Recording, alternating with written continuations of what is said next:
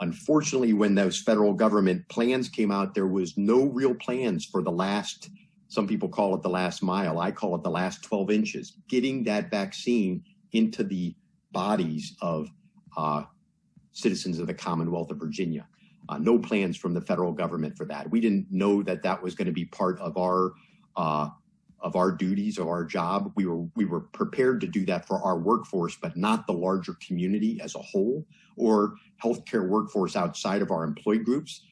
But the fact that there were no plans, we are rapidly rising to the occasion and building capacity to be able to do that for our community. We see that as part of our mission. We didn't think it was going to be our job, but we are in a position to work closely with our local health department and work in partnership with one another to try and get our community vaccinated as quickly as possible.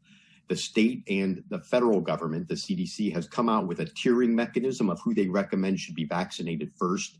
The first group of those is the 1A individuals, which are, I'm just going to classify those as the healthcare workforce, and those individuals living in assisted living facilities and skilled nursing facilities in the Commonwealth of Virginia, those congregate settings that we know have been very, very dangerous through the pandemic. And so right now, efforts are underway to make sure all of those individuals get vaccinated as quickly as possible.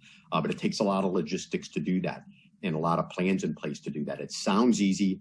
It is actually harder to do in practice. But we are really ramping up quickly to do that. We have vaccinated thousands of members of our healthcare workforce here so far, and we are really working at a feverish pace to put the capacity in place to do more as quickly as we can. After we get through that 1A group, the governor, if you listened to his press conference yesterday, did announce the other priority groups for the Commonwealth of Virginia. There's a 1B group that includes individuals age 75 and older, as well as some essential workforce members of our frontline workforce, those like first responders, firefighters, police, education, food and agriculture workers, manufacturing, postal service workers, transit workers, those that work in grocery stores. Those are some of the essential functions and groups that are listed in category 1B. Once we get through 1B, there's a 1C category of individuals age 65 and older, those with high-risk medical conditions, and then also some other essential workers like transportation workers, logistic workers, food service, finance, media. There's a whole other list of categories that the governor outlined. And so once we get through those priority groups, then we can get it out to the broader public as a whole. And we want to get there as quickly as possible. We're going to work very, very closely with our local health department and the State Department of Health to help coordinate this effort in our Fredericksburg region. We didn't think this was going to be one of our duties. We thought there would be a larger plan. We haven't seen that yet. So we're stepping in to play that role for our community. We see it as part of our mission. It's the way we're going to help our community be healthier.